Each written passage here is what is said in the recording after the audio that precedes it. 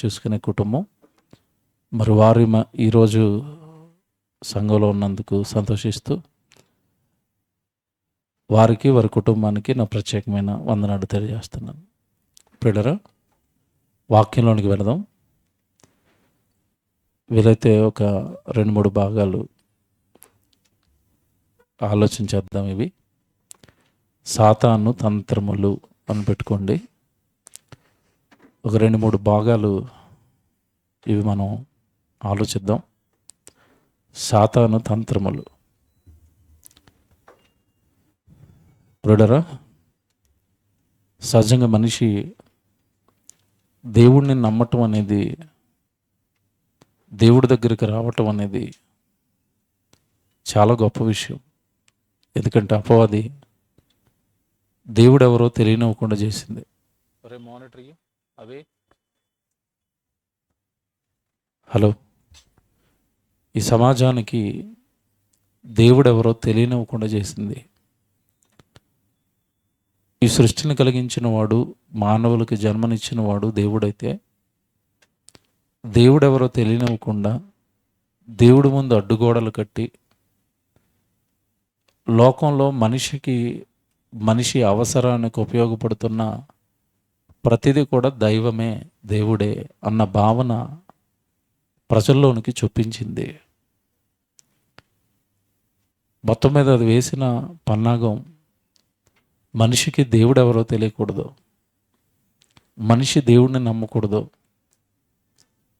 దేవుడు ఎదురు చూస్తున్నా లేదంటే దేవుడు ఇవ్వాలనుకున్న పరలోకం మనిషిని వెళ్ళనివ్వకూడదు అన్నది అపవాది యొక్క ప్రధానమైన ఉద్దేశం, దాని ఎజెండా. దానిని నెరవేర్చడానికి అది అహోరాత్రులు కష్టపడుతూ ఉంటుంది. బాగా వినాలి ప్రసంగం. భూమి మీద ఉన్న మనుషులు దేవుడిని నమ్మకూడదు, దేవుడున్న లోకానికి వెళ్ళకూడదు, దేవుడి వాక్యానుసారంగా బ్రతకకూడదు.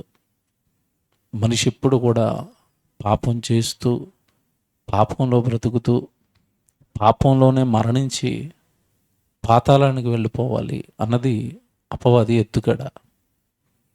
సో దీనికి అనుకూలంగా మనిషిని తయారు చేస్తుంది. మనిషిని దేవుణ్ణి నమ్మనివ్వదు. నిజంగానండి, లోకంలో మనం ఆలోచిస్తున్నప్పుడు మనిషి దేనికి సాక్ష్యం అడగడండి. కానీ దేవుణ్ణి నమ్మండి అన్నాం అనుకోండి, ఏమడుగుతాడు? వెంటనే సాక్ష్యాలు అడుగుతాడు. దేనికి అడగడు. ఇది పలానా కంపెనీ వాడు తయారు చేశారండి, ఈ ఫోన్ చాలా రోజులు వస్తుంది అని అడ్వర్టైజ్మెంట్ వచ్చింది అనుకోండి, ఎవరైనా సినిమా హీరో అడ్వర్టైజ్మెంట్ ఇచ్చాడు అనుకోండి, నమ్ముతాడే? నమ్మడా? నమ్మేస్తాడు, కొనేస్తాడు. దీనికి ఏ సాక్ష్యాలు అవసరం లేదు. ఇంకొకటి, మీరు ఎప్పుడైనా కారు కొంటే, కారు కొన్నప్పుడు కొత్త కారు షోరూమ్ కూడా ఏం చెప్తాడంటేనండి, ఈ కారు మీకు 22 కిలోమీటర్ల మైలేజ్ వస్తుందండి అంటాడు. 22 కిలోమీటర్ల మైలేజ్ వస్తుందని చెప్పిన తర్వాత ఆ కారు మనం పట్టుకుని కొనుక్కొని వస్తే రోడ్డు మీదకి వెళ్ళినప్పుడు అది 22 రాదు, 17, 16, 18 వస్తుంది. అదేంటి నువ్వు 22 అని చెప్పావు కదా అంటే వాడు అలా చెప్తాడు అంతే. దానికి సాక్ష్యాలు ఉండవు, ఆధారాలు ఉండవు, అది జరగదు. అయినా సరే కార్లు కొనడం మానేస్తారా? వాడు చెప్పింది తప్పిందండి, వాడు మంచోడు కాదు చెడ్డోడు అని అంటారా అంటే అనరు. బాగా వినండి. ఇలా భూమి మీద మనిషి మాట నమ్ముతాడు, వాడు మోసం చేసినా నమ్ముతాడు, వాడు ఆధారాలు ఇవ్వకపోయినా నమ్ముతాడు. కానీ దేవుడిని నమ్మండి అనేసరికి మనిషి అడిగేది సాక్ష్యాలు, ఆధారాలు. ఎందుకు దేవుడి విషయంలో మనిషిలా కఠినాత్ముడుగా మారాడు అంటే, వాటిని కట్టిన పరచింది అపవాది, దెయ్యం. సాతాను తంత్రాలన్నీ కూడా మనిషిని దేవుడిని నమ్మనివ్వకుండా చేయాలి, మనిషిని పరలోకం వెళ్ళనివ్వకుండా చేయాలి. సో ఇక దాని టార్గెట్ అంతా కూడా, ఇప్పుడు మనిషి దేవుడిని నమ్మాలి అంటే, దేవుడిని నమ్మటానికి భూమి మీద ఉన్న ఏకైక ఆధారం ఏంటంటే, వినుట వలన విశ్వాసము కలుగును. అంతే కదా. ఇప్పుడు ఒక వ్యక్తి దేవుడిని విశ్వసించాలి అంటే వాడు ఏం చేయాలి? వినాలి. అసలు భూమి మీద ఉన్న మనిషిని ఎవరినైనా వాక్యం విననిస్తుందా? మీరు చెప్పండి. వాక్యం వింటారండి? వాక్యం వినేవాళ్ళ సంఖ్య నేను చెప్తున్నాను కదండి, వేళ్ల మీద లెక్క పెట్టుకోవచ్చు. రోజు వాక్యం వింటే విశ్వాసంలో బలవంతులు అవుతారు, కానీ వాక్యం విననివ్వదు. వాక్యం వినే టైంకి ఏదో ఒక పని పెడుతుంది, ఏదో ఒక ఏమండి సందర్భాన్ని క్రియేట్ చేస్తుంది, ఏదో ఒక అసౌకర్యాన్ని క్రియేట్ చేస్తుంది, లేదంటే లేని కార్యక్రమం ఏదో ఒకటి ఆన్ స్పాట్లో ఎంటర్ చేసేస్తుంది. కారణం ఏంటంటే వాక్యం వినకూడదు. టార్గెట్ ఒకటే, వాక్యము వినకూడదు. అందరూ గుర్తుపెట్టుకోండి, మీరు వాక్యం వినేవాళ్ళు నెమ్మదిగా వాక్యం వినటం తగ్గించారన్నా, బైబిల్ చదవటం తగ్గించారు అన్నా, ప్రార్థన చేయటం తగ్గించారు అన్నా, ఆ దేవుడికిచ్చే సమయాన్ని ఇది ఆక్రమించింది. అపవాది అది పట్టుకునే వాళ్ళు అదృష్టవంతులు. లేదు కామన్గా అలాగ మనం దాన్ని అలవాటు చేసుకుంటూ వెళ్ళిపోయాం అనుకోండి, కొద్ది కాలానికి అసలు వాక్యం అంటే ఆసక్తి లేని వారుగా తయారు చేస్తుంది. వాక్యం వినడానికి పెద్దగా ఇంట్రెస్ట్ ఉండదు, ఆసక్తి ఉండదు. ఒకవేళ విన్నా కూడా లోపల నుంచి ఎటువంటి ఏమంటారు దాన్ని స్పందన ఏమి ఉండదు. నాకు కాదులే, మనకు కాదులే అన్నట్టు ఏదో అలా వినాలి కనుక ఆచారబద్ధంగా వాక్యాన్ని వినేటట్టుగా మన హృదయాలని కఠినపరిచేస్తుంది. కారణం ఏంటంటే, ఒక వ్యక్తి విశ్వాసిగా మారి పరలోకం వెళ్ళాలి అంటే దేవుడు పెట్టిన నియమం, రూట్ ఏంటంటే వినుట వలన విశ్వాసము కలుగుతుంది. కనుక విన్నవదు. ఒకవేళ వాడు తెగించి కొంచెం లేదు దేవుడి మీద ప్రేమతో వాక్యం వినడానికి ప్రయత్నించాడు అనుకోండి, ఆ వినేవాడిని వాక్యం చదివేవాడిని ఎలా తయారు చేస్తుంది అంటే, అక్కడ దేవుడు చెప్పే ఉద్దేశం ఒకటి, వీడు అర్థం చేసుకునేది లేదంటే వీడు బోధించేది మరొకటి, అలా తిప్పేస్తుంది కూడా. బాగా వినాలి. ముందు అసలు దేవుడిని నమ్మనివ్వదండి, విననివ్వదు, దేవుడి దగ్గర రావనివ్వదు. ఒకవేళ ఆ వచ్చిన వాడు ఆచారబద్ధ భక్తి చేసేటట్టుగా ఉంచుతే తప్ప వాక్య సంబంధమైన భక్తిలోనికి వచ్చేటట్టుగా, వాక్య ప్రకారం బ్రతికేటట్టుగా అతని జీవితాన్ని ఎదగనివ్వదు. ఒకవేళ వాడు ఇంకా బలంగా ట్రై చేసి, లేదు నేను బైబిల్ చదువుతాను, బైబిల్ నేర్చుకుంటాను అన్నాడా, వాడికేమో అబద్ధపు ప్రసంగాలు అంటే వాక్యాన్ని తిప్పి బోధించేటట్టుగా వాడికి ట్రై చేస్తూ ఉంటుంది.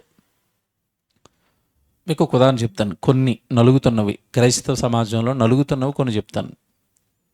మన మధ్యకాలంలో నేను ఒక కుర్రోడితో చిన్నపాటి డిబేట్లో జరిగింది ఒక చోట.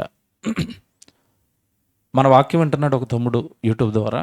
ఒక కుటుంబం బలపడి వాళ్ళ ఫ్రెండ్ అట, నేను ఇలా ప్రసంగాలు వింటున్నాను, నువ్వు కూడా విను అని నా ప్రసంగాలు కొన్ని పంపించగానే అతను బోధకుడు. అతను ఏమన్నాడు అంటే, నువ్వు వినే బోధ తప్పు అన్నాడట. ఈ కుర్రోడు అడిగాడు, ఏంటి తప్పు అంటే, తండ్రి అయిన దేవుడు, యేసుక్రీస్తుల వారు, పరిశుద్ధాత్మ దేవుడు ముగ్గురు ఒకరే, ముగ్గురు వేరు కాదు అన్నాడట. ఇతను కొన్ని వాదిస్తున్నాడు, నావి కొన్ని వింటున్నాడు. నేను చెప్పిన ప్రసంగాలు ఉన్నాయి కదా యూట్యూబ్లో, అవి విన్నాడు, అవి చెప్పాడు.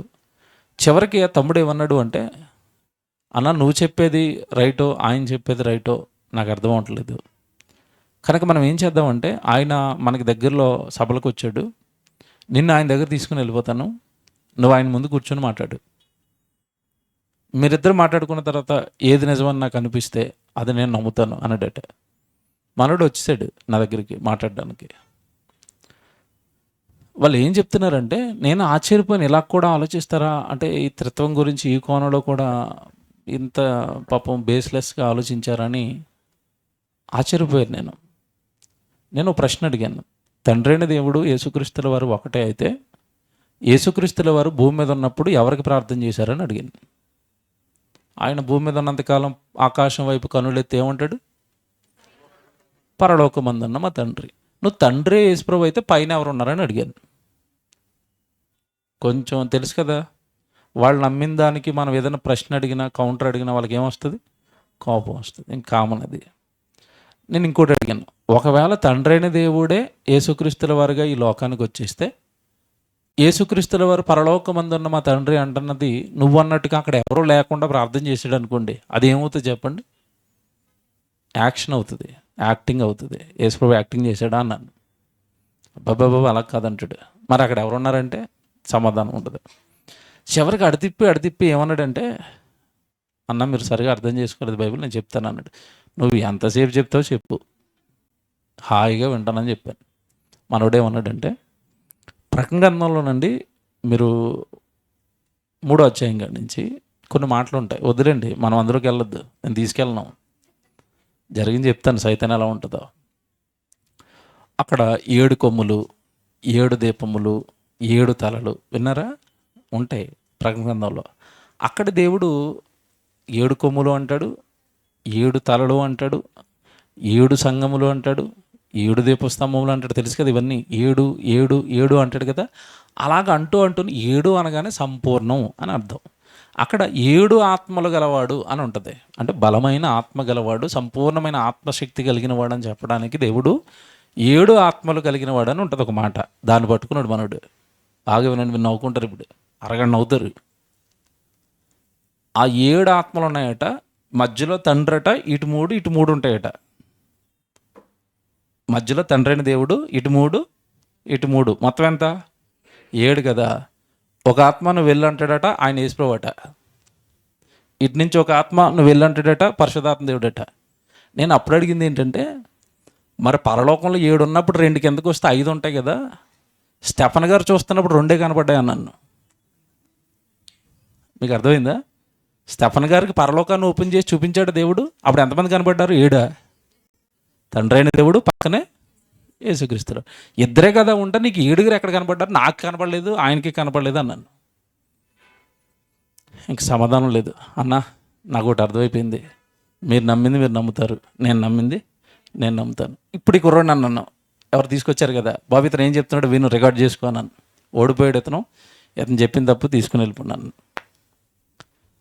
అంటే మీకు ఎందుకు చెప్పాను ఇదంటే, అపవాది వాక్యం యొక్క సారాన్ని ఏం చేసింది? తిప్పేసింది. అర్థం కానివ్వని వాళ్ళుగా మార్చేసింది. అసలు మనోడు మాట్లాడుతుంటేనండి, అసలు ఏ రెఫరెన్స్ ఎందుకు తీస్తున్నాడో, ఏ సందర్భం ఎందుకు చెప్తున్నాడో అసలు సింక్ అవ్వట్లేదు. నేను క్లారిటీగా చెప్పుకొని వెళ్ళాను. పరిశుద్ధాత్మ దేవుడు, తండ్రైన దేవుడు, యేసుక్రీస్తుల వారు, ముగ్గురు ఉన్న ఒక సందర్భం బైబిల్లో ఉంటుంది. యేసుప్రభు బాప్తీసం తీసుకున్న సందర్భం. పైన తండ్రి స్వరం, కింద యేసుప్రభు బాప్తీసం తీసుకోవటం, పరిశుద్ధాత్మ దేవుడు పావురం వల్ల దిగొచ్చారు. ముగ్గురు కనపడుతుంటే 7 ఎక్కడి నుంచి వచ్చారు అన్నాను. అసలు ముగ్గురికే తలపోటు అంటే మనవాడు ఎంతమంది ఉన్నారట? ఇది చూడండి, ఇది ఎలాగుందో, తెగుతుందిగా. 7 ఎక్కడ తెగొట్టాలి? ముగ్గురికే తెగట్లేదు. సో అలాగా బైబిల్లో ఉన్నదొకటి, ఈరోజు క్రైస్తవ్యం అర్థం చేసుకున్నది మరొకటి. అలా వాక్యాలను అపవాది ఏం చేసింది? తిప్పేసింది. ఇది సాతాను తంత్రములలో ప్రధానమైన తంత్రం. బాగా వినాలి. సంఘం వాక్యాన్ని తిప్పి బోధిస్తుంది. వాక్యంలో దేవుడు చెప్పింది ఒకటి, అపవాది మనకి చెప్పేది మరొకటి. మీకు విషయం చెప్పనా, ప్రాక్టికల్గా ప్రూవ్ చేశారు మన మధ్యకాలంలో. ఇదే 1 2 3 4 5 6 7 నిలబెట్టాలి. ఓకేనా? ఎంతమందిని? 7 నిలబెట్టి చివరి ఒకటి నిలబెట్టాలి, ఫ్రంట్ ఒకటి నిలబెట్టాలి. మొత్తం ఎంతమంది అయ్యారు? 9 మంది కదా. ఈ 9 మందిలో ఈ ఫ్రంట్ ఉన్న అతను విషయాన్ని చెప్తాడు ఒకటికి, ఈ విషయాన్ని చివరోడికి చేరయ్యాల 9వ. ఇప్పుడు ఇతను ఒక విషయాన్ని ఫస్ట్ వాడికి చెప్తాడు, ఇది పక్కోడికి చెప్పని. ఆ పక్కోడు చెప్పాలి, ఆ పక్కోడు చెప్పాలా. చివరికి ఇలా 7 చెప్పుకొని వచ్చి చివరోడికి సత్యం చేరాల. ఇప్పుడు ఈ మొదటోడు చెప్పింది చివరోడు వరకు యాజ్ టీజ్గా వస్తుందా? కొన్ని యాడ్ అవుతాయి, కొన్ని ఏమో పోతాయి. ఇప్పుడు మనుషుల మధ్యలో ఆన్ స్పాట్లో అప్పుడు చెప్పిన మాట యాజ్ టీజ్గా చివరోడికి చేరినప్పుడు, దేవుడు చెప్పిన మాట యాజ్ టీజ్గా మనుషులకి చేరనిస్తుంది దయ్యం. మీరు ఆలోచించండి, ఎక్కడ చేరనిస్తుందండి? మధ్యలో ఎన్నో కలుపుతుంది, ఎన్నో విడదీసేస్తూ ఉంటుంది, ఎన్నో దాని బుర్రలో ఉన్నాయి పెట్టేస్తుంది. మొత్తాన్ని వాక్యాన్ని కలిపి అపవాది ఏం చేసింది అంటే చెరిపేసింది. నేను సభలకు వెళ్తాను, ప్రతి చోట నాకు అనుభవం అండి. మన వాళ్ళు చర్చెస్లో అన్నట్లో పాంప్లెట్లు ఇస్తారు కదా, వాళ్ళు ఒకటి చెప్తారట, ఆ బోధ బీవై బోధ దగ్గరికి వెళ్ళకండి, వాళ్ళు అబద్ధాలు చెప్తారు, వాళ్ళు బైబిల్లో లేనివి చెప్తారు అని చెప్తారట. విశ్వాసాలు ఎలాంటి వాళ్ళు అంటేనండి, అయ్యగారు చెప్తున్నప్పుడు అలాగండి, అయ్యగారు వాళ్ళు మంచోళ్ళు కాదు అంటారు వాళ్ళు. వీళ్ళు కరెక్ట్గా మెసేజ్ టైం కండి, పాస్టర్ గారు 8:30 9 గంటలకు ఆయన తినేసి పడుకుంటాడు కదా, మన కరెక్ట్గా 9:30కి మెసేజ్ స్టార్ట్ అవుతుంది. ఆయన పడుకోగానే వీళ్ళు సభకు వచ్చేస్తారు. నిజమండి, నేను భలే ఆనందపడ్డాను. సభకు వచ్చేసి, అయ్యగారు మా అయ్యగారు రానివ్వరండి, ఎంత బాగా చెప్తారండి వాక్యం, మా దగ్గర కూడా లేదండి ఈ సత్యం అని అనుకుంటూ వెళ్ళిపోతుంది గావిడ. అపవాది చూడండి, వినేవాళ్ళని విననివ్వకుండా అడ్డుకట్టలు వేయటం. ఇప్పుడు మనం చెప్పేది అబద్ధం అనుకోండి, వాడు సభకు వచ్చిన తర్వాత విన్న తర్వాత బైబిల్కి విరుద్ధంగా మనం మాట్లాడితే వాడు తేల్చుకోవాలి. ముందే ఆవిడ అడ్డేసేస్తున్నాడు అపవాది. వినకండి, ఎందుకు? వినుట వలన విశ్వాసము కలుగును. చూసి చివరికి బోధకుడి రూపంలో కూడా అపవాది ఏమంటుంది? వాక్యం వినొద్దు, వాక్యం వినొద్దు. ఏమంటే మనం ఏమైనా చిన్నపిల్లలమా? ఎవరైతే చెప్తే అది నమ్మేయడానికి? పరిశీలించుకుంటాం కదా, బైబిల్ చదువుకుంటాం కదా, వాళ్ళు చెబుతున్నది బైబిల్లో ఉందో లేదో చూసుకుంటాం కదా. అంత భయం నీకెందుకు అంటున్నాను నేను? అక్కడికి వెళ్ళొద్దు, అక్కడికి వెళ్ళొద్దు, అంత భయం ఏంటి? మీకు అర్థమవుతుందా? కనుక దేవుని పిల్లలుగా బైబిల్ ప్రకారం మనం ఆలోచించాల్సింది ఏంటంటే, అపవాది మొదట వాక్యాన్ని చెరిపేసింది. 2 ఎగ్జాంపుల్ చెప్తాను, ఇంకా సింపుల్వి మీకు ఇంకా అర్థం కావడానికి. బైబిల్లో మత్తయి సువార్త కాడి నుంచి యేసుప్రభు బోధ అంతా కూడా పరలోకం, పరలోకం, పరలోకం, అంతేనా? సాత్వికులు ధన్యులు, వాళ్ళు భూలోకాన్ని స్వతంత్రించుకుంటారు, సాత్వికంగా ఉండండి అన్నట్టు. అలా కిందకి వెళ్ళిపోయేసరికి హింసింపబడివారు, నీతి నిమిత్తం ఆకలి దెబ్బ గలవారు ధన్యులు, పరలోక రాజ్యము వారిది. చూసారా? పరలోకం, పరలోకం, పరలోకం. హృదయ శుద్ధి గలవారు ధన్యులు, వాళ్ళు దేవుణ్ణి చూస్తారు. ఎప్పుడు దేవుడి దగ్గరికి వెళ్ళాలి, ఆత్మ, పరలోకం, దేవుడి దగ్గరికి వెళ్ళాలి, ఆత్మ, పరలోకం. ఇది యేసుక్రీస్తు వారి కాన్సెప్ట్ ప్రారంభం నుంచి, మత్తయి సువార్త నుంచి. ఇక భూమి మీద జీవితం అంటారా? ఆయన డైరెక్ట్గా చెప్పేశాడు, ఏం తిందాం, ఏం త్రాగుదాం, ఏం ధరించుకుందామని మీరు చింతించకండి, అవన్నీ కావాలని మీ పరలోకపు తండ్రికి తెలుసు. మరి మేము ఏం చేయాలి ప్రభు అంటే, మొదట మీరు ఆయన రాజ్యాన్ని, నీతిని వెతకండి. దట్స్ ఇట్ అన్నాడు. అంతే, మీ పని అంతే. దేవుడి రాజ్యం, దేవుడి నీతి అనగా వాక్యము, పని ఎక్కడ ఉంటుంది, దేవుని సంఘం ఎక్కడుంది, దేవుడి పని ఎక్కడుంది, దేవుడి వాక్యం ఎక్కడ దొరుకుతుంది, ఇవి వెతుక్కోండి అన్నాడు. ఇంతే. మీకు మిగతా ఏమంటే మీ అవసరాల నిమిత్తం అవన్నీ మీకు కావాలి అని మీ పరలోకపు తండ్రికి ముందే తెలుసు. దాన్ని మనకు అర్థం కావడానికి ఉదాహరణ ఏం చూపిస్తాడు అక్కడంటే, పక్షులను చూపిస్తాడు. ఆకాశ పక్షులను చూడండి, అవి విత్తవు, కోయవు, కొట్లలో కూర్చుకొనవు, అయినను మీ పరలోకపు తండ్రి వాటిని ఏం చేస్తున్నాడు? పోషిస్తున్నాడు. కారణం ఏంటంటే అవి కంప్లీట్గా దేవుడి పైన ఆనుకున్నాయి. మళ్ళీ ఇక్కడ ప్రాబ్లం ఉంది. వాటిని పోషిస్తున్నాడు కదా, మమ్మల్ని కూడా పోషిస్తాడని మనం మియాపూర్ సెంటర్లో నిలబడ్డాం అనుకోండి, మళ్ళీ ఎందుకు పోషిస్తాడు? అవి కంప్లీట్గా డిపెండెడ్ దేవుడి మీద, సర్వస్వం దేవుడే వాటికి.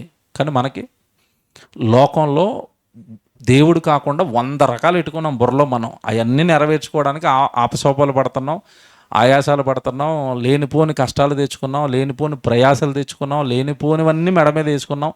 తినడానికి తిండి, కట్టుకోవడానికి బట్ట, ఇక్కడ వరకు ఆగిపోతే ఇన్ని శ్రమలు, ఇన్ని కష్టాలు మానవుడికి ఉంటాయా?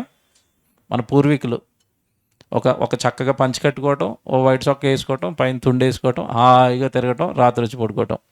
వాళ్ళకి ఏ కష్టాలు లేవు. వాళ్ళకి మోటార్ సైకిల్ లేదు, వాళ్ళకి ఫ్రిడ్జ్ లేదు, వాళ్ళకి బంగారం లేదు, వాళ్ళకి ఎకరాల భూములు లేవు, వాళ్ళకి ఏవేవో తినేయాలని ఆశలు లేవు, ఏవేవో కట్టుకోవాలని ఆరాటాలు లేవు. ఆ పూరి గుడిసే, పంచే, సాయంత్రం అన్నం తిన్నామా, హాయిగా నిద్రపోయామా, పొద్దున్న పనికి వెళ్ళామా. వాళ్ళు బాగున్నారా లేదా? వాళ్ళకి బీపీలు ఉన్నాయండి, నిజం చెప్పండి. మీ తాతకి బీపీ ఉందా? షుగరు, థైరాయిడ్, మొక్కల నొప్పులు, ఆయాసం ఏమి ఉండవు. మనకెందుకు వచ్చాయి? బడని వేసుకున్నాం ఎక్స్ట్రా, ఏదో ఏదో ఏదో చేసేయాలని వచ్చినాయి. కానీ ఆకాశ పక్షులు అలాగేవి. ఏమండి, మీరు ఏ పక్షిని చూడండి, ఏ జంతువుని చూడండి, అసలు వాటికి రోగాలు ఉన్నాయా, హాస్పిటల్ ఉన్నాయా, మందులు ఉన్నాయా? ఏముండవు, బతికేస్తాయండి. మనకు అన్నీ ఉన్నా 60 సంవత్సరాలు బతుకుతాం. మందులు, హాస్పిటళ్ళు, రక్త పరీక్షలు, కంటి పరీక్ష, ప్రతి అవయవానికి పరీక్ష, అన్ని పరీక్షలు, అన్ని మందులు, అన్నీ ఉన్న ఆరోగ్యాలు బాగోవు. అవి హాయిగా అసలు ఏవి పట్టించుకోవండి. వాటికి ఏ రోగం ఉండదు. తిండి దొరికితే తింటాయి, లేదంటే ఎక్కడ చోట పడుకుని ఉంటాయి. Happiest lifes. కనుక దేవుడు ఈ భూమి మీద మానవుడికి ఎట్టిన ఈ జీవితాన్ని పరుగు పందులా మార్చేసి దేవుడికి స్థానం లేకుండా చేయటంలో మాత్రం అపవాదం ఏమైందంటే సక్సెస్. పరుగు పందెం, పరిగెట్టరా, వాడు పరిగెడుతున్నా నువ్వు పరిగెట్టు, వాడు చేస్తున్నా నువ్వు చేయి, వాడు తింటున్నా నువ్వు తిను, వాడు కొన్నాడు నువ్వు కొన్ను, పరుగు పందెం. ఇంక మనిషికి ఎక్కడండి దేవుడికి సమయం ఇచ్చేంత, దేవుడికి అనుకూలంగా బ్రతికే అంత జీవితం మనిషికి ఎక్కడుంది? ఇది కూడా అపవాది వేసిన వెరలలో ఒక ఎర. అందుకే బైబిల్లో దేవుడు స్పష్టంగా చెప్తాడు, ఆయన వచ్చేమో పరలోకం ఆత్మ, పరలోకం ఆత్మ అని ఆకాశపక్షులను చూపించి అలా బతకమంటే, దెయ్యం వచ్చి అన్నది కూర్చుకోరా, దాచుకోరా, సంపాదించరా, హాయిగా ఉండాలరా, ఇది చెప్పింది. అంటే లోకంలో 60-70 ఏళ్ళు హాయిగా ఉండాలరా అంటుంది తప్ప పరలోకాన్ని కనిపించనిస్తుందా మనుషులకి? పరలోకపు జీవితం కానీ, పరలోకం వెళ్ళాలని కానీ, ఆత్మను అక్కడ చేర్చుకోవాలని కానీ ఎవరిలో ఉండనిచ్చింది చెప్పండి? ఆయన వచ్చేమో పరలోకం అన్నాడు. ఆయన పేరట బోధిస్తున్న బోధకులంతా ఈరోజు యేసుక్రీస్తుల వారి దగ్గరికి రండి, ఏమిస్తాడు మీకు? ధనం ఇస్తాడు, డబ్బులు ఇస్తాడు, ఇల్లులు ఇస్తాడు, ఉద్యోగాలు ఇస్తాడు, పొలాలు ఇస్తాడు, ఆస్తులు ఇస్తాడు. క్రైస్తవ్యంలో 80% అందుకే కదండి వెళ్తున్నారు యేసుప్రభు దగ్గరికి. దేనికి? ఆస్తుల కోసం, అంతస్తుల కోసం, రోగాల కోసం, ఏవో సంపాదన కోసం, దీనికోసం వెళ్ళే వాళ్ళే ఎక్కువ.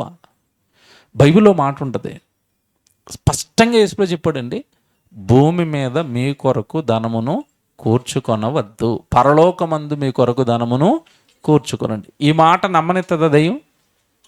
మీరు చెప్పండి, నమ్మనిస్తుందా? పరలోకంలో దానం కూర్చుకోండి అంటే ఎవరండి దానం కూర్చుకుంటారు? నాకు మొన్న ఆశ్చర్యపోయానండి, ఆనంద్ వల్ల మమ్మీ, మేము ఊరికి వెళ్ళాం కదండి, ఎంత గ్రాండ్గా చేశారంటే వాళ్ళు మీటింగ్, కుటుంబం అండి, పెద్ద ఎల్ఈడి పెట్టారు, మంచి సౌండ్ సిస్టమ్, వచ్చిన వాళ్ళందరికీ భోజనాలు, వందల మంది, రోజు 500, ఫస్ట్ రోజు, సెకండ్ డే 700 అలా వచ్చారు. సుమారుగా ఎంత అయిందమ్మా అని అడిగితే చివరి వచ్చేటప్పుడు అంటే 2.5 లక్షలు అయింది తమ్ముడు. ఆశ్చర్యపోయాను నేను, 2.5 లక్షలు ఖర్చు పెట్టారండి 2 రోజుల మీటింగ్కి.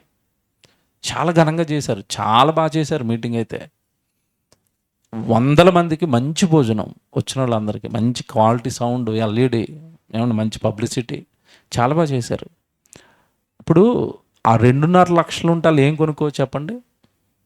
2.5 లక్షలు అంటే నాకు తెలిసి మరి ఈ బంగారం కాసులు ఏవో కొలుస్తారు, 2 కాసులు వస్తుందా? బంగారం వస్తుందా? మేబీ రావచ్చేమో. అంత బంగారం వస్తే చక్కగా చెవులు చేయించుకోవచ్చు, లేదంటే ఇక్కడ నెత్తి మీద పెట్టుకుంటారు, ఇలా కింద కూడా పాపిడి పెట్టుకోవచ్చు, ఉంగరాలు పెట్టుకోవచ్చు, బ్రాస్లైట్లు పెట్టుకోవచ్చు, మెరుస్తూ వీధిలో తిరగవచ్చు అలాగా, అంతే కదండి. ఇప్పుడు వాళ్ళ డాడీ యేసుబాబు, ఆయన పేరు, ఇప్పుడు 2.5 లక్షలతో ఉంగరాలు చేంజ్ చేసుకున్నాడు అనుకోండి యేసుబాబు గారు, ఎన్ని వస్తాయి? 5 ఏళ్ళకి వస్తాయి. ఓడ చూడండి వాయ్ ఉంగరాలు అనుకుంటే తిరిగాడు అనుకోండి, వీధంతా ఎలాగుంటుంది ఆయనకి, బా ధనవంతుడు వాయ్ యేసుబాబు గారు అనుకుంటాడు. ఇప్పుడు ఈ ఉంగరాలు తిప్పితే మనుషులు ధనవంతులు అనుకుంటారు, మీటింగ్ చేస్తే ధనవంతులు, ఎవరి దృష్టిలో ధనవంతులు అవుతారు? దేవుని దృష్టిలో ధనవంతుడు. ఎందుకంటే వెళ్ళిన ప్రతి రూపాయి పరలోకంలో డిపాజిట్ అయ్యి దానికి 100 రెట్ల ఫలాన్ని మనం చనిపోయిన తర్వాత దేవుడు మనకు అది తిరిగి ఇచ్చేస్తాడు. కానీ దీన్ని నమ్ముతుందా జనాంగం? ప్రజలు దీన్ని నమ్ముతారా? నేను దేవుడికి ఇస్తే దేవుడు ఉన్న లోకంలో ఇవన్నీ కూర్చుకుంటున్నాను, నేను దాచుకుంటున్నాను, నా జన్మ ఈ భూమి మీద నా 60-70 ఏళ్ళు ముగిసిన తర్వాత అవన్నీ నేను అనుభవిస్తాను, నా తండ్రి నాకు ఇస్తాడు అన్న విశ్వాసాన్ని ప్రజల్లో ఉండనిచ్చిందా? ఉండనివ్వదండి, ఉండనివ్వదు. డబ్బు దగ్గర మనిషిని ఆడిస్తుందండి. చెప్తానులేండి, టైం పడుతుంది, ఇన్వెస్టిగేషన్ ఉంది.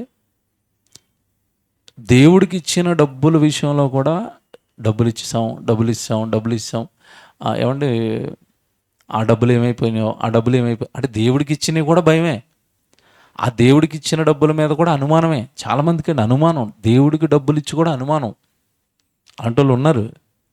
అంటే వీళ్ళకి ఇంకా అసలు దేవుడు అన్నా, ఆ వాక్యం అన్నా, వాక్యంలో దేవుడు చెప్పిన మాటలన్నా ఎటొచ్చి అసలు నమ్మకమే ఉండదండి, నమ్మకమే ఉండదు. అలా నమ్మకం లేనప్పుడు అండి దేవుడికి ఇవ్వకూడదు.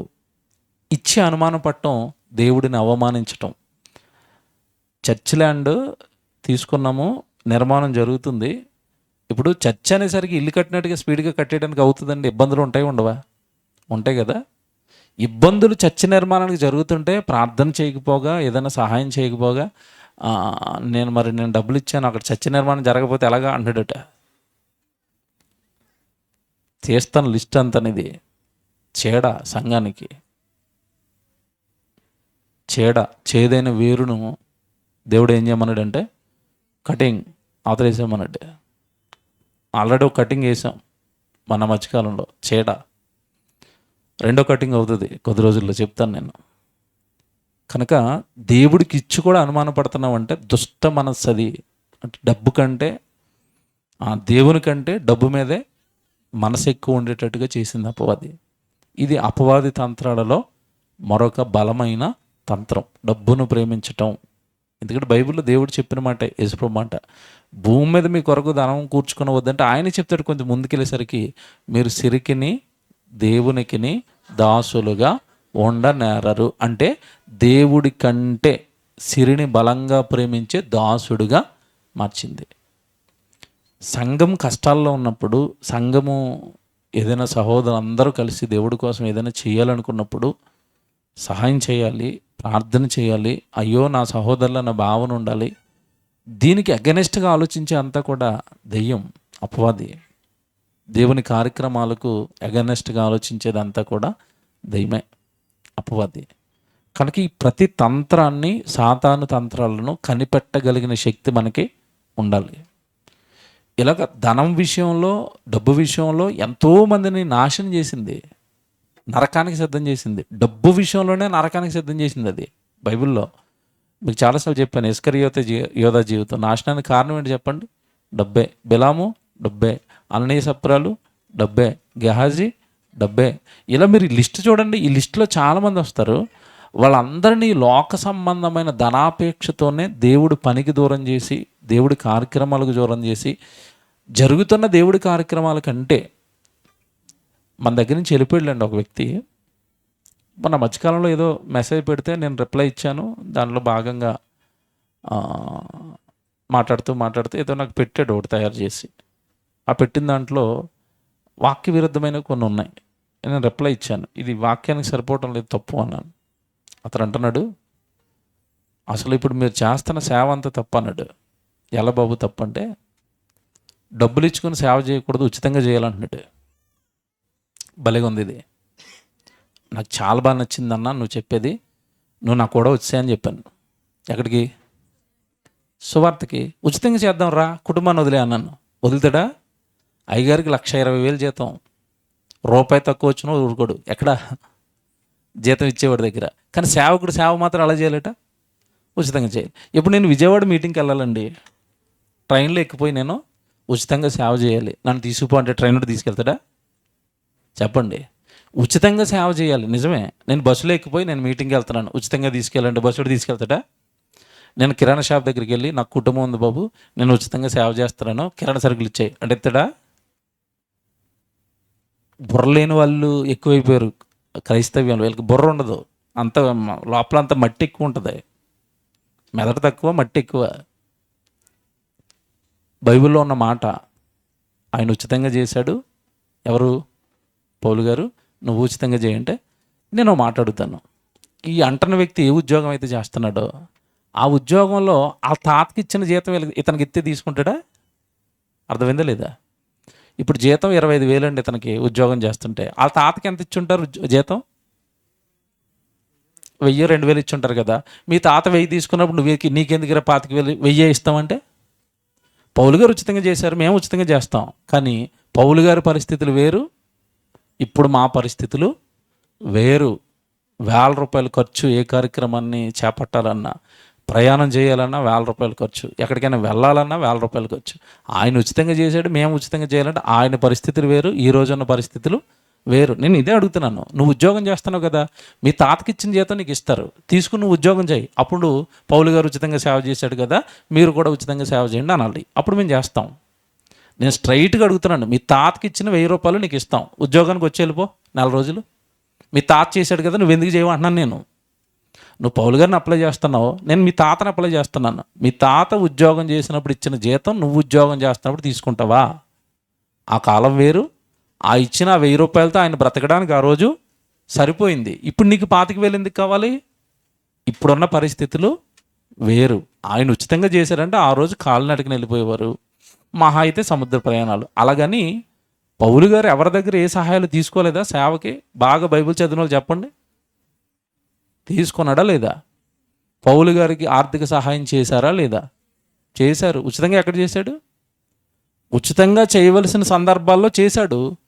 ఆర్థికంగా సహాయం కావాలి అనుకున్న టైంలో ఆర్థిక సహాయాన్ని తీసుకునే సేవ చేశాడు. మేము మీటింగ్స్కి వెళ్తాం, ఎవరైనా పేదరికంలో ఉంటే నా చుట్టూ ఉన్న వాళ్ళని అడిగితే తెలుస్తుంది. డైరెక్ట్గా చెప్తున్నాను, భయం ఏం లేదు. నేను బెంగళూరు మీటింగ్లకి వెళ్ళాను ఈ మధ్యకాలంలో, తెలుసు కదా మీకు, ప్రసన్నతో. ₹1 తీసుకోకుండా వచ్చాను నేను వాళ్ళ దగ్గర. కారణం ఏంటంటే ఆ మీటింగ్ పెట్టిన కన్వీనర్స్ చాలా పేదవాళ్ళు, వాళ్ళ కష్టాన్ని చూశాను కళ్ళారా. ₹1 వాళ్ళు ఇస్తున్నా సరే వాళ్ళకి రిటర్న్ ఇచ్చేసి వచ్చాను. ఉచితంగా చేస్తాం, నీకు తెలియకపోతే అడుగు. కానీ పిచ్చి పిచ్చి వాగుడు వాగి సేవకుల మీద, సేవ కొరకు జీవితాన్ని అర్పించుకున్న వాళ్ళ మీద పిచ్చి పిచ్చిగా వాగితే మాత్రం దేవుడికి అప్పగించవలసి వస్తుంది. ఇప్పటికే జీవితం బాగోలేదు, మరింత దారుణానికి నీ జీవితం దిగజారిపోద్ది. నేను డైరెక్ట్గా చెప్తున్నాను. నాతో మాట్లాడే దమ్ము లేక, ధైర్యం లేక ఎవరికో మెసేజ్లు పెట్టి నాకు పెట్టమని చెప్తున్నాడట. సిగ్గులేదు నీకు మాట్లాడడానికి? నీకు దమ్ముంటే లైవ్ వెళ్తుంది, ఆడికి పంపించండి. నీకు దమ్ముంటే, ధైర్యం ఉంటే నా దగ్గరకు వచ్చి మాట్లాడు, నాతో ఏదైనా మాట్లాడాలనుకుంటే. నా సేవ ఎలా జరుగుతుందో, నేను ఉచితంగా ఎక్కడ చేస్తున్నానో, ఆర్థికంగా ఎక్కడ తీసుకుంటున్నానో ఇవన్నీ చెబుతాం కదా. ఏమీ తెలియకుండా అసలు వ్యక్తి గురించి ఇలా వాగి మెసేజ్లు పెడతాను, వాళ్ళకి వీళ్ళకి మెసేజ్లు పెడతాను, వాళ్ళకి పంపండి వీళ్ళకి పంపండి అంటే దేవుడికి అప్పగిస్తే భూమి మీద అడ్రస్ లేకుండా పోతారు. సహనానికి ఒక ఓర్పు, సహనానికి కూడా ఒక ఒక ఒక లిమిట్ ఉంటుంది. ఆ సహనం ఓర్పు కోల్పోయేటట్టుగా చేస్తే దేవుడికి అప్పగించటమే. ఇప్పటికే జీవితాలు ఏం బాగోలేదు, నాకు తెలిసి బ్రతికేం బాగోలేదు. పైపెచ్చు శాపాన్ని తెచ్చుకోవడానికి ఇలాంటి వాగుతున్నారు. ఇది ఎందుకు చెప్తున్నానంటే ఇది కూడా అపవాది తంత్రాల్లో ఒక తంత్రం. సంఘాన్ని, జరుగుతున్న సేవను పాడు చేయటం, డిస్టర్బెన్స్ చేయటం. సేవ, సంఘాన్ని కట్టడం మాట్లాడినంత సులువేమీ కాదు. చేసేవాడికి తెలుస్తుంది. ఏదో లోకంలో సామెత ఉంది కదా, మోసేవాడికే భారం బరువు తెలుస్తుంది అట. చూసేవాడికి ఏం తెలుస్తుంది? బాగున్నారా, బాగా మోస్తున్నాడు అనుకుంటారు. మోసేవాడికి తెలుస్తుంది. కనుక నేను సంఘానిగా మిమ్మల్ని అందరినీ కోరుతున్నది ఏంటంటే, ఎంత బలమైన కార్యాలు సంఘం ద్వారా జరుగుతున్నాయో చెప్పాను కదా, నా బర్త్డేకి చెప్పినట్టుగా గుర్తు. అపవాది కూడా అంతే బలంగా సంఘాన్ని కొట్టడానికి ట్రై చేస్తుంది. విజ్ఞులుగా ఉండాలి, వాక్యం తెలిసిన వారుగా ఉండాలి. ఏదైనా లేని వార్తను పుట్టించినప్పుడు ఖండించగలిగిన శక్తి వాక్యం ద్వారా సంపాదించాలి, తిప్పి కొట్టాలి అపవాదిని. అది వాక్యం నేర్చుకోవడం అంతే. లేదంటే ఒక్కొక్కరిని బలహీనుడిగా మార్చి చివరికి సంఘ పతనానికి, సంఘ సేవా కార్యక్రమాలకే గండి కొట్టేటట్టుగా చేస్తుంది. ఎప్పుడు కూడా సంఘం కూలిపోవాలంటే ఒకటేనండి, రెండు. ఒకటి సేవకుని టార్గెట్ చేయాలి, 2 డబ్బు విషయాలు ఎత్తాలి. ఈ 2 ఎక్కడైతే ఉంటాయో ఇంకా అక్కడ సంఘం కొలాప్స్ అయినట్టే. కనుక అపవాది తంత్రాలను ఎరిగిన వాళ్ళమై ఉండాలి. ఇందుకు బైబిల్ ఒక మాట ఉంటుంది, స్పష్టంగా చెప్తాడు దేవుడు. క్రైస్తవుడు వాక్యాన్ని ఎరిగినవాడు ఎలా ఉండాలి అంటే, యోహాను గారు రాసిన మొదటి పత్రిక 2వ అధ్యాయం 18వ వచనం తీయండి.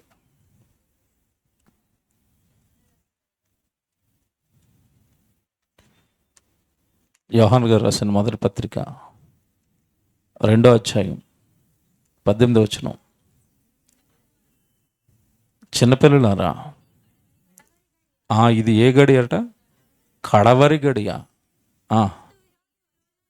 క్రీస్తు విరోధి వచ్చునని మీరు వింటిరి కదా, ఇప్పుడును అనేకులైన క్రీస్తు విరోధులు బయలుదేరి ఉన్నారు. ఇది కడవరి గడియ అని దీని చేత తెలుసుకొనుచున్నాము. ఏమంటే ఇది బాగా వినండి. కడవరి గడియ అంటే చివరి దినాలట. నిజంగానండి, నేను చాలాసార్లు ఆలోచిస్తాను. మనం ఉన్న దినాలండి అంచె దినాలు. బైబిల్ ప్రకారం తెలుసు కదా, మనం ఉన్న దినాలు ఏ దినాలు? అంచె దినాలు, చివరి దినాలు. అంచె దినాలలో, చివరి దినాలలో భక్తి కలిగుండి, విశ్వాసం కలిగుండి అంటే రేపు రావచ్చు యేసుక్రీస్తుల వారు, ఎల్లుండి రావచ్చు, ఒక నెలలో రావచ్చు, ఒక సంవత్సరంలో రావచ్చు, ఒక 10 సంవత్సరాల్లో రావచ్చు. టైం అనేది మనకు తెలియదు. కానీ రాకడ దినాల్లో అయితే మాత్రం మనం ఉన్నాం, ఇది కన్ఫర్మ్ కదా. మనం ఉన్న చివరి దినాలు, చివరి గడియ అంటాడు, కడవరి గడియ అంటాడు, ఆ తర్వాత అంచె దినాలు అంటాడు. విషయం ఏదైనా భావం ఒకటే, మనం ఉన్నది మాత్రం అంచున. యేసుక్రీస్తుల వారు రావడానికి చివరి అంచున మనం ఉన్నాం. ఈ అంచులో ఉన్నాం, మనం ఎడ్జ్లో, చివరిలో ఉన్నాం. అబ్రహాం గారు, లేదంటే ఆదాము గారు, ఇస్సాకు గారు, యాకోబు గారు వాళ్ళు స్టార్టింగ్లో ఉన్నారు. మనం ఉన్నది చివరిలో ఉన్నాం, ఎడ్జ్లో ఉన్నాం. ఈ ఎడ్జ్లో కొద్దిగా ఓపికగా ఉంటేనండి, ఈ ఎడ్జ్లో కొద్దిగా అలా ప్రభువుని పట్టుకుని ఉంటే తక్కువని పరలోకం వెళ్ళిపోవచ్చు. కానీ అపవాది బలంగా ఎడ్జ్లో ఉన్న వాళ్ళ మీద దాడి చేస్తుంది. ఎందుకంటే కొద్ది రోజులు ఓర్చుకుంటే ఎక్కడికి వెళ్ళిపోతారు? పరలోకానికి వెళ్ళిపోతారండి. ఏమంటే నిజంగా భక్తులు వాళ్ళు బ్రతికిన కాలం ఎక్కువ అండి. భక్తులు బ్రతికిన కాలం ఎక్కువ. అబ్రహాం బ్రతికిన కాలం ఎక్కువ, ఆదాము గారు బ్రతికిన కాలం ఎక్కువ, నోవా గారు బ్రతికిన కాలం ఎక్కువ, హనోకు గారు బ్రతికిన కాలము ఎక్కువ. అంతకాలం భక్తిగా ఉండడం కష్టం. అసలు మనకున్న కాలం ఎంత చెప్పండి? 60 చిన్న కాలం కదండి. ఈ 60-70లో మీకు చాలాసార్లు చెప్పాను, 30 సంవత్సరాలు నిద్రపోతాం. మెలుకున్నది ఎంత? 30 ఏళ్ళు భక్తిగా ఉండలేమండి మెలుకున్నంతసేపు.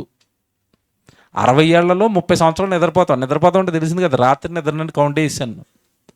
అంటే 30 సంవత్సరాలు నిద్రపోతే మిగిలిన 30 సంవత్సరాలు భక్తిగా ఉండలేవా? 30 ఏళ్ళు భక్తిగా ఉండలేమండి. 30 ఏళ్ళు. వాళ్ళు మీరు చదువుకుంటాం కదా, హనోకు దేవునితో నడిచాను. ఎంతకాలం? అక్కడ వయసులు ఇచ్చాడు కదండి. ఎంతకాలం? 360, 670, తర్వాత మెతుషాల వచ్చేసరికి 969, ఆదాము గారు వచ్చేసరికి 930, అదే ఎక్కడ మంది లిక్కిమంటే 30 ఎక్కడ మంది.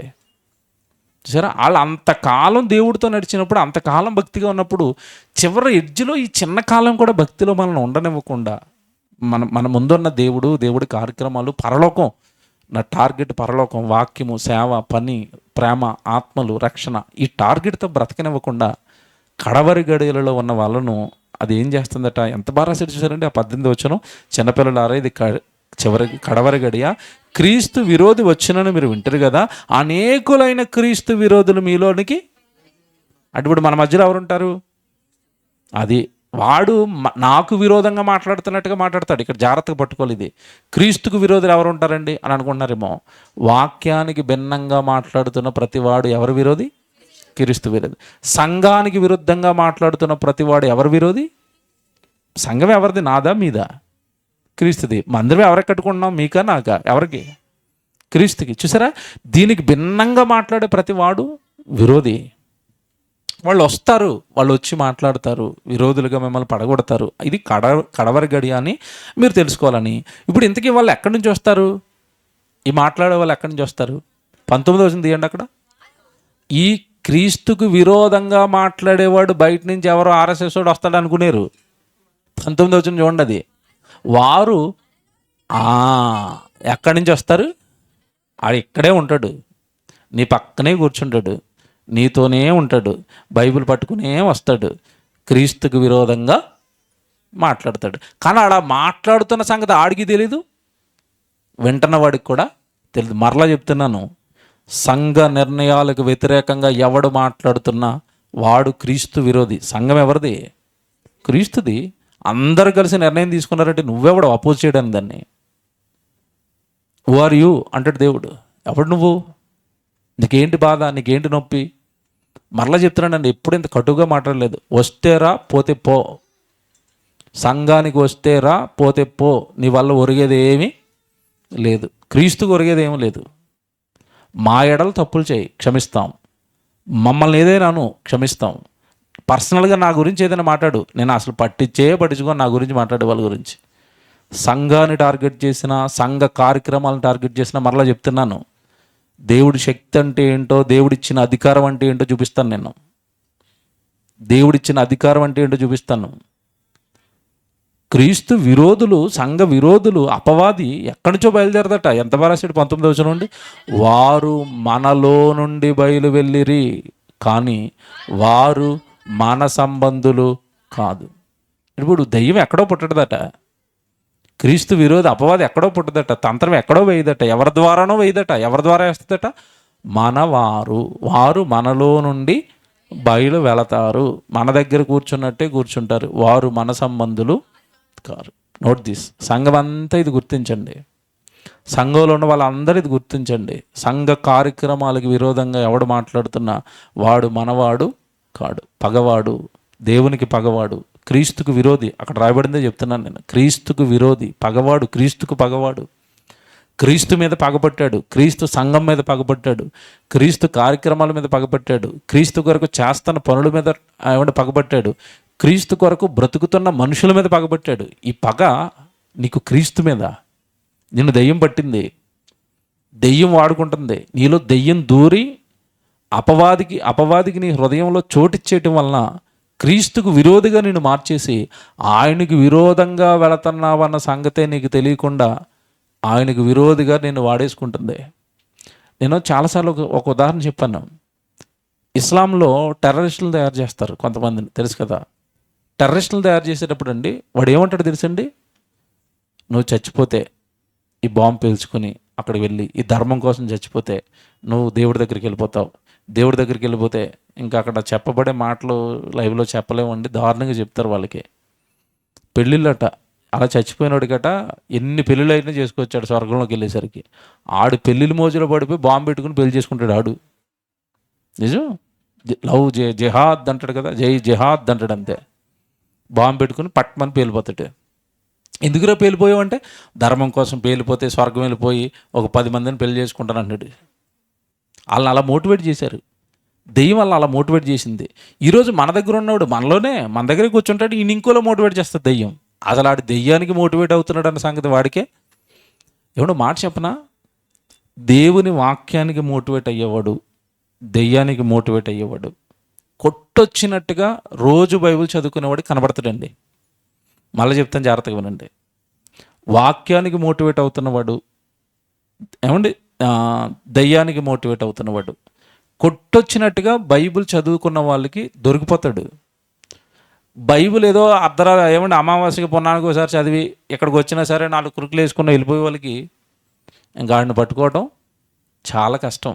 దెయ్యాన్ని పట్టుకోవడం చాలా కష్టం. మళ్ళీ చెప్తాను, దెయ్యాన్ని పట్టుకోవడం అంత చిన్న ఈజీ ఏం కాదు. ఎవరిలో దయ్యం ఉంది, ఏది దెయ్యపు మాట, ఏది దేవుడి మాట, ఏది దయ్యం కార్యక్రమం, ఏది దేవుడి కార్యక్రమం, ఇంత ఇంత స్ట్రాంగ్ అనాలిసిస్ నువ్వు చేయగలగాలి అంటే వాక్యపు అనుభవం విపరీతంగా ఉండాలి. మనము సాతాను తంత్రములను ఎరగిన వారము కాము. తెలుసు కదా రాయబడిన మాట. వాడు గూఢమైన సంగతులు మనం తెలుసుకోవాలంటే వాడు గూఢమైన సంగతులు ఉన్నాయట, ప్రకటనలో చెప్తాడు. వాడి గూఢమైన సంగతులు ఉన్నాయి, అవన్నీ నువ్వు తెలుసుకోగలిగిన శక్తి నువ్వు సంపాదించాలి అంటాడు.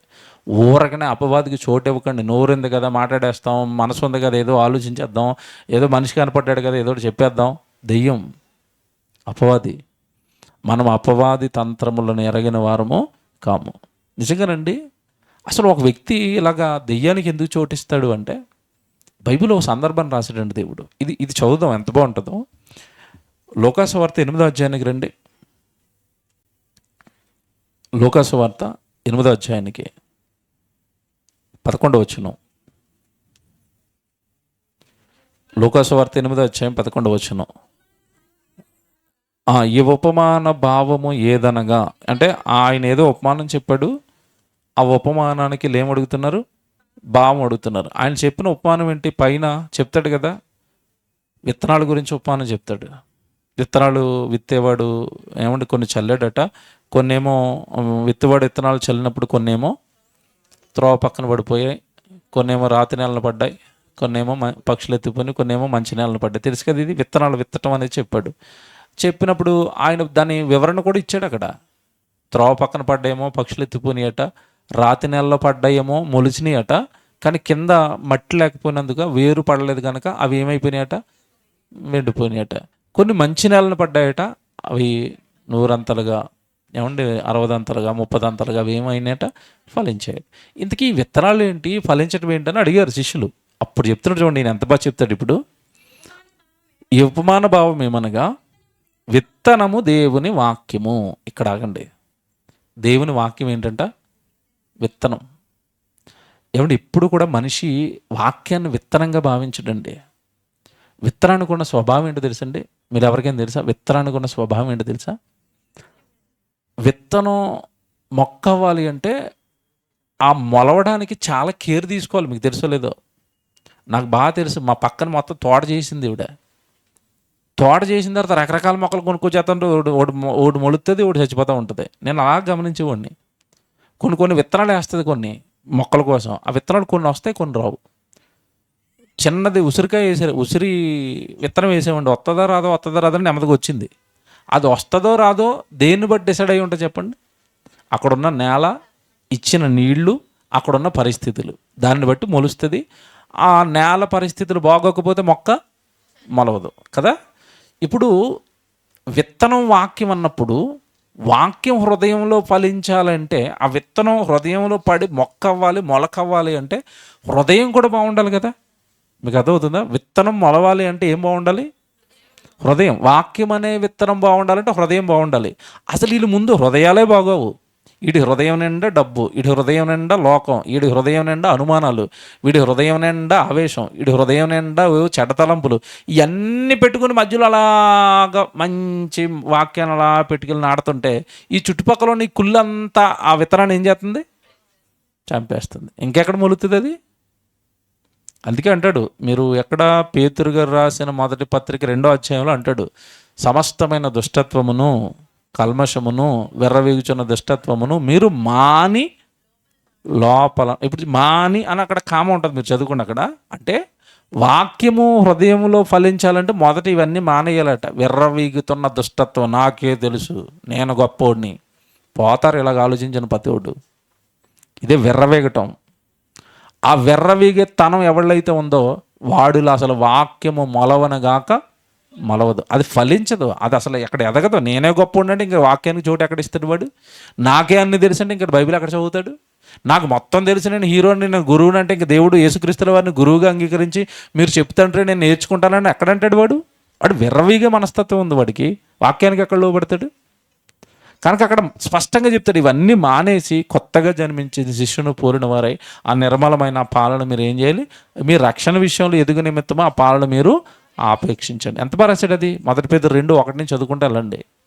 అది ఇక్కడ చెప్తున్నాడు. ఆ విత్తనము వాక్యము. 12వ వచనం, ఆ విత్తనము వాక్యము త్రోవ పక్కన నుండి వారు వినువారు కానీ నమ్మి రక్షణ పొందకుండునట్లు అపవాది వచ్చి వారి హృదయములో వెత్తబడిన వాక్యమును. ఇక్కడ పట్టుకోండి.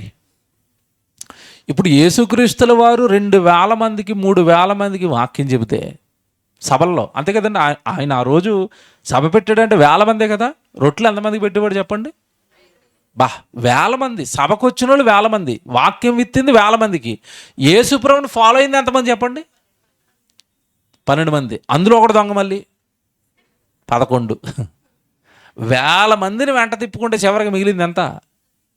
11. కారణం, మిగతా వాళ్ళల్లో వాక్యం ఏమైంది? విత్తబడిన వాక్యం, విత్తిన వాక్యం మిగతా వాళ్ళలో ఏమైంది చెప్పండి? ఫలించలేదండి.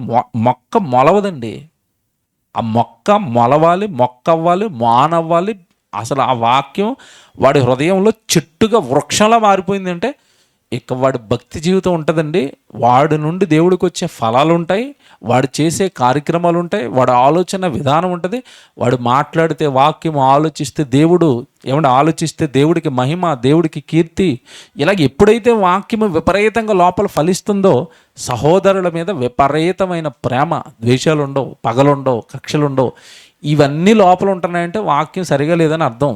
నేను మళ్ళీ చెప్తున్నాను, ఎవరు బాధపడినా నాకు వాళ్ళంటే పడదు, వీళ్ళంటే పడదు, వాళ్ళంటే కక్ష, వీళ్ళంటే పగ అంటున్నావు అంటే లోపల డొల్ల ఏం లేదు.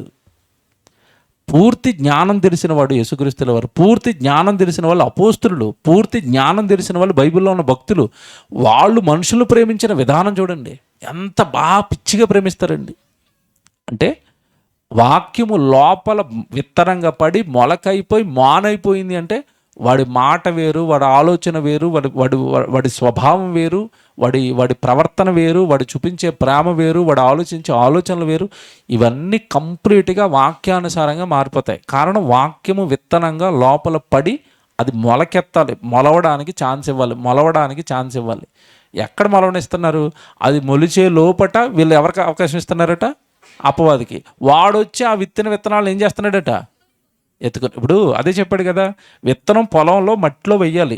శుభ్రంగా పొలాన్ని దున్నిన తర్వాత విత్తనాలు మట్టిలో వేస్తే మట్టి లోపలికి వెళ్ళిపోయిన తర్వాత మట్టి లోపల విత్తనం ఉంటుంది కాబట్టి పక్షులు వచ్చినా కనపడదు. ఈ విత్తనాలు చల్లుతున్నప్పుడు ఎక్కడ వేసారట? మొదటి విత్తనాలు ఎక్కడ పడ్డాయి? త్రోవ పక్కన పడ్డాయి. త్రోవ పక్కన పడగానే ఏమొచ్చి ఎత్తుకుపోయినాయట?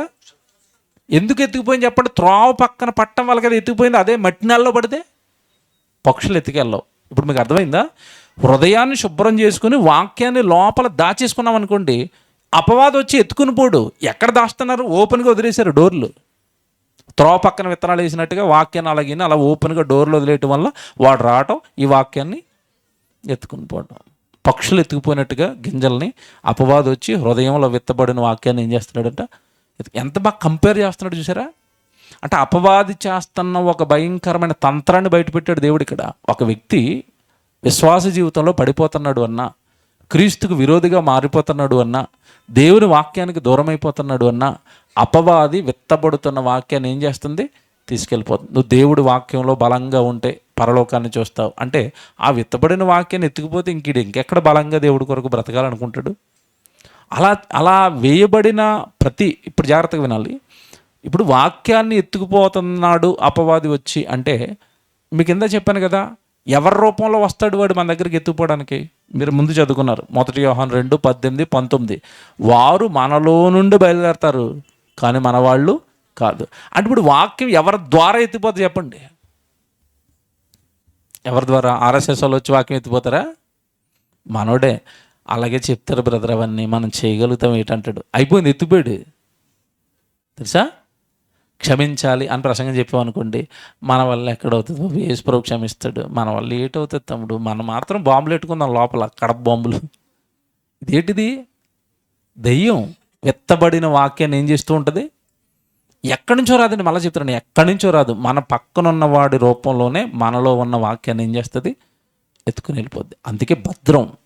నా మాటగా ఎప్పుడు మీరు భావించకూడదు. నేను చాలాసార్లు చెప్పాను, నన్ను చూడకూడదు. నేను బైబిల్లో రెఫరెన్స్ చదివిస్తుంటే అది ఎవరి మాట? మీ తండ్రి మాట. మీ తండ్రి మాటను విన్న తర్వాత దాన్ని లాక్ చేసుకోవాలి. అలాగా ఇది ఎవడో ఎత్తుకుపోకూడదు, ఇది నా హృదయంలో ఉండాలి. దీనికి విరుద్ధంగా ఎవడు మాట్లాడినా వాడు దయ్యం. దీనికి విరుద్ధంగా ఎవడైనా మాట్లాడాడు అంటే ఈ వాక్యం బయటికి వెళ్ళిపోద్ది. అంతే కదండి. ఇప్పుడు వాక్యం ఎలా ఎత్తిపోద్ది? అపవాది కూడా వచ్చి మనకేమన్నా హార్ట్ స్టంట్ చేయడానికి ఇలాగ ఓపెన్ చేస్తారు కదా, ఆడేమన్నా రంప పట్టుకొచ్చి ఇలా కోసి ఇలాగ చెయ్యట్టి వాక్యం తీసుకుని వెళ్ళిపోతాడా హృదయంలోది? ఎలా తీసుకెళ్తాడు? మీరు ఎప్పుడైనా ప్రాక్టికల్గా ఆలోచిస్తారా వాక్యాన్ని? వెత్తబడిన వాక్యాన్ని వాడు ఎలా తీసుకెళ్తాడో చెప్పండి. ఎలా తీసుకెళ్తాడు చెప్పనా? బాగా వినండి.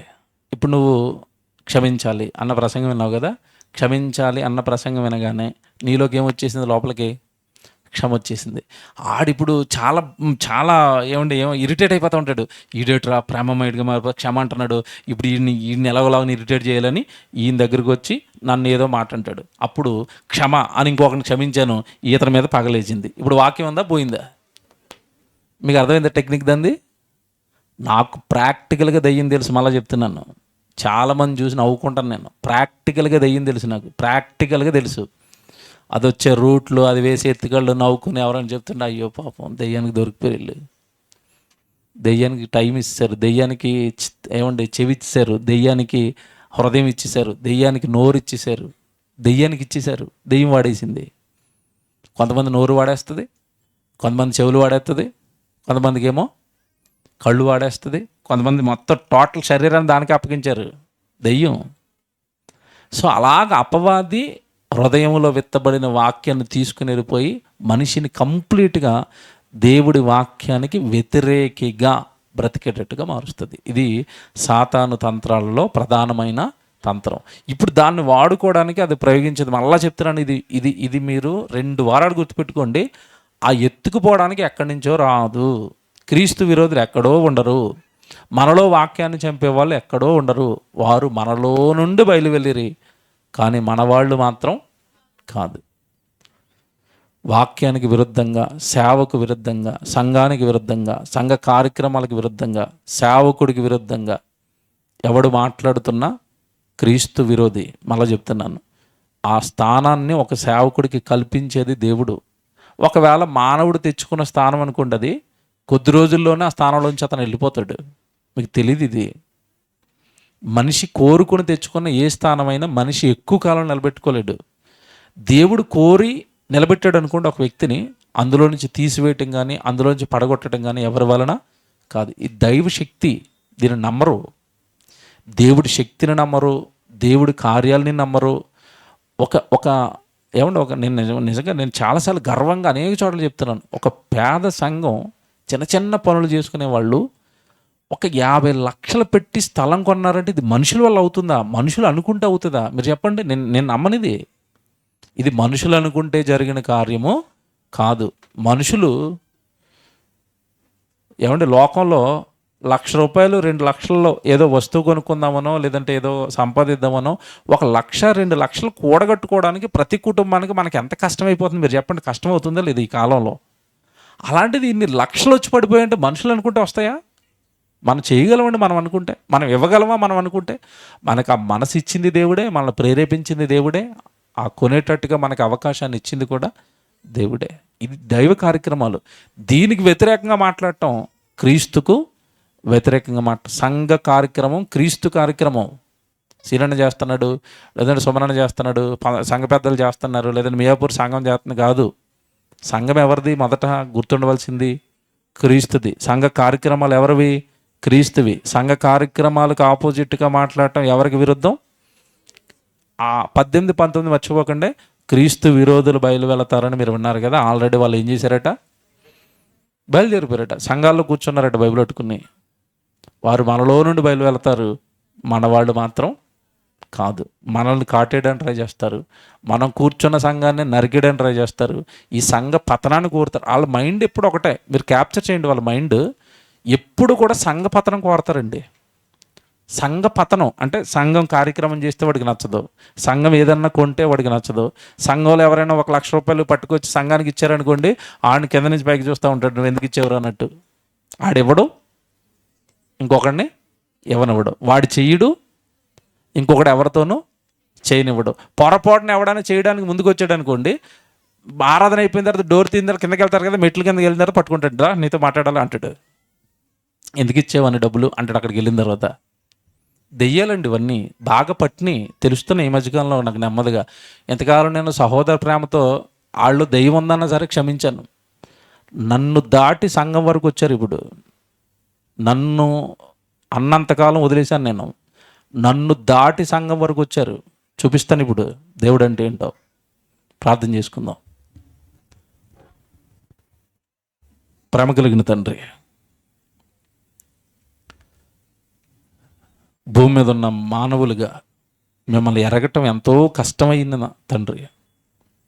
అపవాది మా ముందు పెట్టిన అడ్డుగోడలన్నీ ఛేదించుకుంటూ అబద్ధ బోధలను ఛేదించుకుంటూ అసలు బోధ దగ్గరికి వచ్చాం తండ్రి. నిజం పట్టుకున్నాం, సత్యం పట్టుకున్నాం. దీని ప్రకారం బ్రతికితే తండ్రి పరలోకం వెళతాం. కానీ ఇక్కడికి వచ్చిన తర్వాత కూడా మాలో కొంతమందిని రేపుతుంది. సంఘానికి వ్యతిరేకంగా, సహోదరులకు వ్యతిరేకంగా, అహోరాత్రులు మీరే జీవితం అని బ్రతుకుతున్న నాకు వ్యతిరేకంగా సంఘాన్ని గలిబిలి చేయడానికి మనుషులు చేస్తున్న, దయ్యం చేస్తున్న ప్రయత్నాన్ని చూస్తున్నాం తండ్రి.